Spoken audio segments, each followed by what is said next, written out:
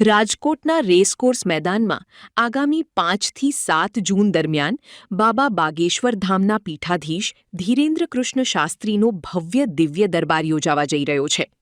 સૌરાષ્ટ્ર સનાતન સમિતિ દ્વારા આયોજિત આ મહોત્સવ પૂર્વે 4 જૂને 10 કિલોમીટર લાંબી વિશાળ કલશ યાત્રા નીકળશે, જેમાં પર્યાવરણના જતન માટે માત્ર ઇલેક્ટ્રિક વાહનોનો જ ઉપયોગ કરવાનો પ્રેરણાદાયી નિર્ણય લેવાયો છે. લાખો શ્રદ્ધાળુઓની સુરક્ષા માટે આખા પટાંગણનો વીમો લેવામાં આવ્યો છે અને અલગ અલગ ગેટ્સ તેમજ પાર્કિંગની ચુસ્ત વ્યવસ્થા કરાઈ છે. આ કાર્યક્રમ દ્વારા હોસ્પિટલ, ગૌસેવા અને કન્યા વિદાય જેવા 5 મહાસંકલ્પોને વેગ આપવામાં આવશે.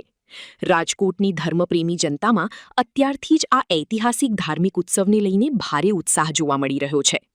સૌરાષ્ટ્ર સનાતન સમિતિ દ્વારા અબતક મીડિયાની મુલાકાત લઈ વિશેષ માહિતી આપી. જય બાગેશ્વર ધામ.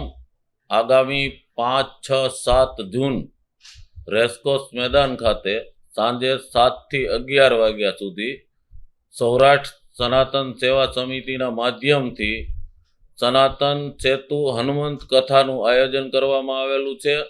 તેમાં બાગેશ્વર ધામ પીઠાધીશ્વર પરમ પૂજ્ય ધીરેન્દ્ર કૃષ્ણ શાસ્ત્રીજીની ઉપસ્થિતિમાં 5, 6, 7 જૂન સાંજે 7 થી 11 કથા યોજાશે. કથાના મુખ્ય યજમાન બાગેશ્વર ધામના કૃપાપાત્ર શિષ્ય શ્રી કિશોરભાઈ ખંભાઈતા દ્વારા સમગ્ર આયોજનની રૂપરેખા ઘડવામાં આવેલી છે. સમગ્ર આયોજનનો ખર્ચ અનુદાન રૂપે કિશોરભાઈના પરિવાર તરફથી ઉપલબ્ધ થયો છે. સમાજમાંથી આ કથાના માટે કોઈ પણ જાતનું ફંડ ઉઘરાવવાનું નથી.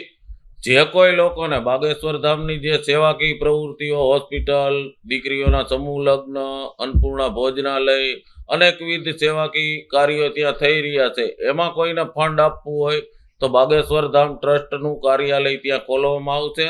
ત્યાંથી જાહેર જનતા એમને ડાયરેક્ટ ફંડ આપી દેશે. રાજકોટના આયોજન માટે કોઈ પણ પ્રકારનું ફંડ કોઈ પાસેથી ઉઘરાવવાનું નથી કે કોઈને આપવાનું નથી. સમિતિના નામે બેઠક વ્યવસ્થા રેસકોર્સ ગ્રાઉન્ડમાં 60,000 લોકોની અત્યારે અમે અંદાજિત આંકડો લખી અને એની માટેની સુગમ બેઠક વ્યવસ્થા કરવામાં આવી છે. સિક્યુરિટીની વ્યવસ્થા કરવામાં આવી છે. સીસીટીવી કેમેરાથી સજ્જ આખું ગ્રાઉન્ડ છે. બીજા નંબરમાં સૌ ભક્તો આવશે એમના માટે 5 કરોડ આસપાસનો વીમાનું સુરક્ષા કવચ પણ લેવામાં આવ્યું છે. વર્તમાન જે પરિસ્થિતિ આંતરરાષ્ટ્રીય લેવલે પેટ્રોલ ડીઝલની ક્રાઇસિસ છે, તો બાબાની સૂચના મુજબ એમના કાફલામાં પણ ઈવી વાહનોનો ઉપયોગ થવાનો છે. સમિતિ આપના માધ્યમથી ભક્તજનોને પણ જણાવે છે કે શક્ય ત્યાં સુધી ઈવી અને સીએનજી વાહનનો ઉપયોગ કરે. પોતાના વિસ્તારમાંથી આવતા હોય તો શેરિંગ વાહનનો ઉપયોગ કરે. અને કોર્પોરેશન સાથે પણ આ માટેની બેઠક થઈ છે કે ઈવી અને સીએનજી બસો અલગ અલગ રૂટમાંથી કથાના સમયે, કથાના સ્થળથી અને કથા પૂર્ણ થયે સાંજે પાછી એ વિસ્તારમાં જવા માટેની અલગ અલગ રૂટની બસો પણ ગોઠવવામાં આવશે. એ આગામી નક્કી થઈ જશે રૂટ અને બસનું ટાઈમ ટેબલ, એટલે પ્રેસ આઉટ દ્વારા લોકોને જાણ કરવામાં આવશે.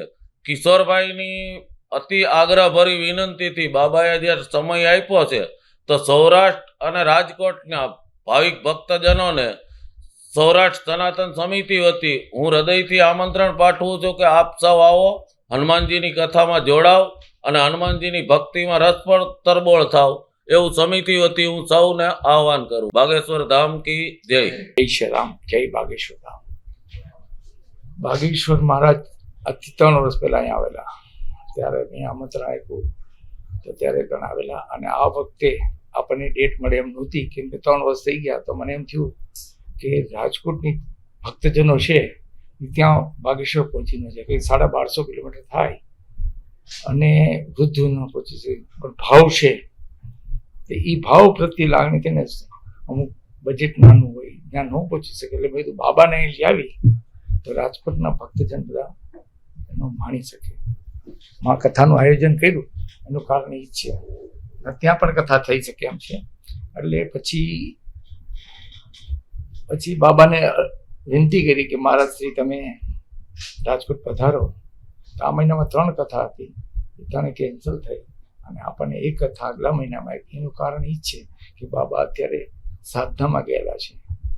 તો બહુની કૃપા થઈ આપણી સાથે અને રાજકોટના માટે ઘણો સારો લાભ મળશે એવું અમારી વિનંતી કરી એટલે મહારાજજીએ હા પાડી દીધી. એટલે 5, 6, 7 3 દિવસ કથાનું આયોજન રેસકોર્સ ગ્રાઉન્ડમાં છે.